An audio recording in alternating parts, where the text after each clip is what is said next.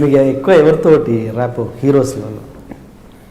Rap అంటే heroes అందరితో బాగానే ఉందండి రిలేషన్. ఓకే అంటే మేము వర్క్ చేసిన హీరోస్ అందరితో కంఫర్టబుల్గా ఉంది. ఎక్కువ క్లోజ్ ఉంటారు కదా, ముందు కలిసి మందు కొట్టేంత క్లోజ్ ఎవరు? కలిసి మందు కొట్టేంత క్లోజ్ అంటే మా సందీప్, నిఖిల్, నారోహిత్ మేమంతా బాగా close.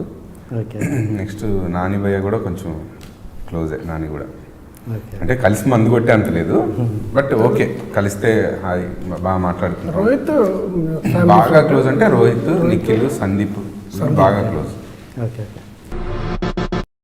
Hi guys, Anil Bhanu గురించి చెప్పాలంటే వాళ్ళు ప్రేమంకి ఏదైతే పోస్టర్స్ అయినా క్రియేటివ్స్ అయినా ఏదైతే ఇచ్చారో they been the best I've got my career so far. వాళ్ళ team should always be there. Cinema ఇండస్ట్రీకి వాళ్ళ చాలా అవసరం, ఎందుకంటే సచ్ క్రియేటివ్ టాలెంటెడ్ పీపుల్. మన తెలుగు ఇండస్ట్రీని ముందుకు తీసుకెళ్తుంది. ప్రతిసారి ఒక ఇంట్రెస్టింగ్ పోస్టర్ చూసినప్పుడు ఇది ఎవరు చేశారు అని అడిగితే అనిల్ భాను అని చెప్పేవాళ్ళు. సో ఎప్పుడు కుదరలేదు. ఇంతకు ముందు ఫైనల్గా కృష్ణగాడికి పనిచేసాం, అండ్ కృష్ణగాడి పనిచేసినప్పుడు చాలా మంచి ర్యాప్ కూడా ఏర్పడింది. ఇద్దరు కూడా చాలా ఫన్. అండ్ బెస్ట్ థింగ్ ఏంటంటే వాళ్ళ పోస్టర్ పడితే చాలు సినిమాకి ఓపెనింగ్స్ వచ్చి రేంజ్కి వచ్చారు. I can proudly say that, you know, whatever designs they've given for my film so far have been the best in my career, especially with Premam. And వాళ్ళ designs కానీ వాళ్ళ క్వాలిటీ కానీ థాట్స్ కానీ అన్నీ కూడా చాలా నెక్స్ట్ జనరేషన్ అనమాట. చాలా యంగ్గా చాలా ఫ్రెష్గా అనిపిస్తే నాకు ఎప్పుడు. అనిల్ అన్న లవ్ యూ, బాన్ అన్న లవ్ యూ, ఎప్పటికీ మీరే నెంబర్ 1 ఉండాలి. అనిల్ భాయ్, భాను భాయ్ ఇప్పుడు మీకు చెప్పలేదు, ఐ లవ్ యూ గైస్. ఎప్పటికీ మీ బెస్ట్ నాకే ఇవ్వాలి. So thanks Anil and Banu so much, and all the best to you guys. All the best to both of you. మీ డిపార్ట్మెంట్లో మీ ప్రొఫెషన్లో ఉన్న డ్రాబ్యాక్ ఏంటంటే మీరు ఫ్యామిలీకి ఎక్కువ టైం స్పెండ్ చేయరని. అంటే యాక్చువల్లీ ఇప్పుడు ప్రతి సినిమా పండగకి రిలీజ్ అవుద్ది కాబట్టి ఫ్యామిలీతో స్పెండ్ చేయలేని పరిస్థితి. ఈవెన్ సమ్మర్లో కూడా అదే పరిస్థితి. దాన్ని ఫ్యామిలీ ఎట్లా రియాక్ట్ అవుతుంటుంది? రియాక్ట్ ఎలా తిడతారు బాగా, ఇంకేనా బాబులు చేసుకుంటారు అంటే సపోర్టివ్గానే ఉంటారులేండి at the end of the day. కాకపోతే ఇక అప్పుడప్పుడు ఛాన్స్ దొరికితే వేసేస్తారు. ఇక పండగ ఉండదు, సమ్మర్ హాలిడేస్ ఉండవు, ఏముండదు. అదంటే ఈ మధ్య అందుకని స్ట్రిక్ట్గా సండేస్ వెళ్ళట్లేదు. ఓకే. సండేస్ అసలు పని చేద్దరు బాబు, చాలా మరీ అర్జెంట్ అయితే ఇంకా ల్యాప్టాప్స్లో చేసుకొని ఇంట్లోంచి ఏమన్నా మేనేజ్ చేద్దాం అట్లా చేస్తాం, కానీ ఆఫీస్కి అయితే ఈ సండేస్ వెళ్ళట్లేదు. ఇక్కడ వరకు లిమిట్ చేయగలిగాం. బట్ అంటే ఇక ఇన్నోవేటివ్లు అవన్నీ ఏం చేయలేం కదా. ఇప్పుడు పండగలకే రిలీజ్ అవుతాయి. ఆ పండగ ముందు రోజు వరకు మనకి నేడే విడుదల యాడ్స్, ల్యాండింగ్ పేజ్ అని ఇవన్నీ అవన్నీ చాలా వర్క్ ఉంటుంది.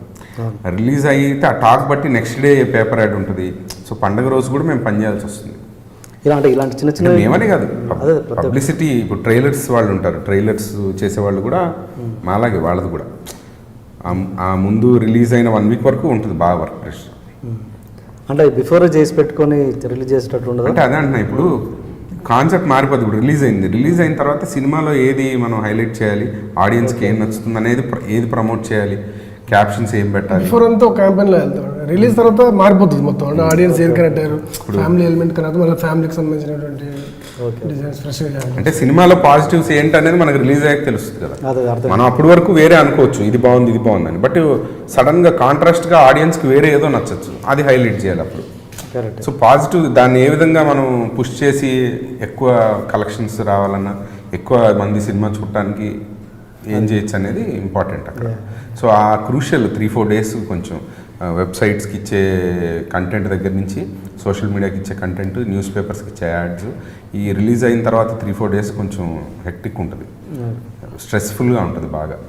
అంటే ఏం క్యాప్షన్ పెట్టాలి, ఈ రేటింగ్ ఎంత వచ్చింది, అదే ఇదే వచ్చింది, అదే తర్జన నడుస్తూ ఉంటుంది. సో ఇందులో ఇంకా ఈ హడావుల్లో ఏముంటుంది, పండగ, దసరా, దీపావళి అన్నీ వెళ్ళిపోతూనే ఉంటాయి. మామూలుగా ఇలాంటి స్ట్రెస్ మైండ్ బ్లాక్ అయినప్పుడు అంటే ఇలాంటి రిలీఫ్ కోసము ఆర్జీవికి ఫోన్ చేసి ఆయనతోటి పార్టీ స్పెండ్ చేయడము, పోయి రావడము. అంటే బాగా ప్రొఫెషనల్గా బాగా అంటే కొంచెం అప్పుడప్పుడు బాగా మెంటల్ స్ట్రెస్ వచ్చేస్తుంది, అర్థం కాదు కదా. అప్పుడు కొంచెం గ్యాప్ తీసుకుంటాం, ఒక 3-4 రోజులు చూసుకుంటాం, ఖాళీ చూసుకొని ఆయనకి మెసేజ్ పెడతాం, గురూజీ సర్జీ we are coming for some gyan అని. ఆయన చిన్న స్మైలీ థమ్స్అప్ సింబల్ పెడతాం, అంతే. అమ్మటే వెళ్ళిపోతాం. ఏం చేస్తారు ప్రోగ్రామ్? ఏం లేదు, వెళ్ళి ఆయన ఫస్ట్ పొద్దున్నే దిగంగానే వడపావు తింటాం. బామ్మ ఎక్కడ 4 బంగ్లా 7 బంగ్లా ఎక్కడైనా రోడ్డు మీద వడపావులు దొరుకుతాయి కదా, అక్కడ చక్క ఉట్టి వడలు తింటాడు. నేను వడపావు ఒక 6-7 వేసేస్తాం. వేసేసి డైరెక్ట్ ఆయన ఆఫీసు అక్కడికి వెళ్ళిపోతాం, ఆఫీస్కి వెళ్ళిపోయి ఇంకా కూర్చుంటాం. ఆయన బిజీ ఉంటే కాసేపు వెయిట్ చేయమంటారు, లేదంటే డైరెక్ట్ ఆయన క్యాబిన్ పిలుస్తారు, ఇంకా అక్కడ మాట్లాడుకుంటూ ఉంటాం. ఇక దాని గురించి ఆయన చేసే కొత్త ఏం చేస్తున్నారు ప్రాజెక్ట్స్, వాటి ఏమన్నా ట్రైలర్స్, ఇవి ఎడిట్ షూట్కి తీసుకెళ్తాడు ఆయన, పైన ఎడిట్ అన్ని చూపిస్తాడు, తీసే సినిమాలవి కాన్సెప్ట్స్ ఏమైనా ఉంటాయి, ఆ కాన్సెప్ట్ ఇక అన్నీ షేర్ చేసుకుంటారు. అంటే ఫ్రెండ్ లాగా ట్రీట్ చేస్తాడు బేసిక్గా. అప్పుడు చేసిన తర్వాత మళ్ళీ లంచ్ చేస్తాం. లంచ్ కూడా అయిపోయాక ఇంకా ఆయనకి ఏమైనా వేరే మీటింగ్స్ ఉంటే, సరే మీరు ఏమైనా పని ఉంటే చూస్తారండి, మళ్ళీ ఈవినింగ్ కలుద్దాం అంటారు. మొహమాటే ఉండదు ఆయనకి మళ్ళీ అట్లా. లేదు ఫ్రీగా ఉంటే అలా ఆయన క్యాబిన్లోనే ఇంకా ఆయనతో పాటు మేము ఖాళీగా టైంపాస్ చేస్తాం. ఆయన ఇంకా అలా చూసుకుంటూ ఆయన ఏంటి అది ఇదని మాట్లాడుతూ అట్లా. లేదు ఏమైనా పని ఉంటే, మీటింగ్స్ ఏమైనా ఉంటే మళ్ళీ ఈవినింగ్ కలిసి, మళ్ళీ ఈవినింగ్ అక్కడి నుంచి ఆయన కంపల్సరీ ఒక పార్టీ ఉంటుంది ఆయనకి ఏదో ఒకటి. ఇంకా ఎక్కడికి వెళ్తున్నాడు, మోస్ట్లీ పూరి జగన్నాథ్ గారి ఆఫీస్కి 2 సార్లు వెళ్ళినట్టున్నాం, ఇంకోసారి జనరల్ పబ్కి వెళ్ళాం ఒకసారి. అట్లా వెళ్ళి ఇంకా అక్కడ కాస్త 1 గంట 12:30 1 గంట వరకు మందా ఎంజాయ్ చేసి, ఇంకా ఆయన అటు నుంచి ఆయన వెళ్ళిపోతారు, మేము క్యాబ్ తీసుకుని మా హోటల్కి వెళ్తాం. కానీ ఫుల్ డే ఇస్తారు ఆయన ముందుగానే. అంటే ఏంటి టెన్షన్ ఫ్రీ కోసం ఆయన్నే సెలెక్ట్ చేసుకోవడానికి రీజన్ ఏంటి? ఇక్కడ బాంబేలో తెలిసిన వాళ్ళు ఎవరు లేరు. ఏంటంటే కొంచెం ఇన్స్పైరింగ్ గా ఉంటుంది, మాట్లాడతాడు, బాగా చెప్తాడు, చూడగానే ఏదో ఇన్స్పిరేషన్ వస్తుంది. అందుకని వెళ్తాం. నెక్స్ట్ డే మళ్ళీ రెస్పాండ్ అవ్వడు. ఇక నెక్స్ట్ డే మార్నింగ్ పెడితే ఇంక పని ఉంటే కలుస్తాడు, లేకపోతే ఇంకా రెస్పాండ్ అవ్వడు. అంటే ఆయన పర్పస్ ఆయనకు తెలుసు, క్లారిటీ. వీళ్ళు వస్తున్నారు, వీళ్ళు రోజు వచ్చి నన్ను తినేసిపోతారు నా బ్రెయిన్ అన్నట్టే ఉంటాడు. మరి అలా ఉంటుంది ఆయన. సో ఆ ఒక్కరోజు ఫుల్గా ఉంటారు మాతో, లేదా మ్యాక్సిమం టైం స్పెండ్ చేస్తారు, షేర్ చేసుకుంటారు అన్నీ. అక్కడితో అయిపోతాయి. ఇంకా నెక్స్ట్ డే దాన్ని డ్రాగ్ చేయరు, మళ్ళీ రండి అది వచ్చినా ఇన్వైట్ చేస్తారు. ఎప్పుడు చెప్పినా ఎప్పుడు బాంబే మేము వెళ్ళే మా అత్తగారు అక్కడే అటు వెళ్ళేప్పుడు కూడా తనకు మెసేజ్ పెడతాను, వచ్చి ఒకసారి కలిసి వెళ్ళిపోతాను దాన్ని. ఆయనతో మీ యొక్క మంచి ఎక్స్పీరియన్స్ చెప్పండి ఏదన్నా. ఆర్జీవి ఆయనతో అన్ని మంచి ఎక్స్పీరియన్స్ చెప్పండి. ఆయన ఏంటి అంతా మిమ్మల్ని అట్రాక్ట్ చేసింది? ఆయన కంపెనీ మీకు ఎలా ఇష్టం? ఆయన కంపెనీ అంటే ఆయన బాగా ఓపెన్గా, అంటే అందరికి తెలిసిందే, కొత్తగా మేమేం చెప్తాం, బాగా ఫ్రాంక్గా, బాగా ఓపెన్గా, మీలో మంచి చెడు అన్నీ ఆయన మొహం మీద చెప్పేస్తారు బేసిక్గా. సో ఆ విషయం ఒకటి నచ్చుతుంది. మనం కూడా అలా చెప్తే యాక్సెప్ట్ చేస్తారు. ఇప్పుడు చాలామంది ఎలా ఉంటారంటే చెప్పింది చెప్పేస్తారు. నేనే ఉన్నా పర్సనల్గా, నేను మీలో తప్పులు చెప్పమన్నా మంచి చెప్పమన్నా చెప్తాను. ఎవరైనా నాలో నెగిటివ్స్ చెప్తే నాకు కొంచెం కంఫర్టబుల్గా అనిపించదు, ఏదో చిన్న ఇదిగా ఉంటుంది, ఆ ఫేస్లో తెలిసిపోద్ది. ఆయన మీరు డైరెక్ట్ క్రిటిసైజ్ చేయండి, నవ్వుతూనే ఉంటారు. కరెక్ట్ అయితే ఒప్పుకుంటారు కూడా, కరెక్ట్ అని అంటారు. లేదండి నీ బంధం నీకేం తెలుసు అంటారు.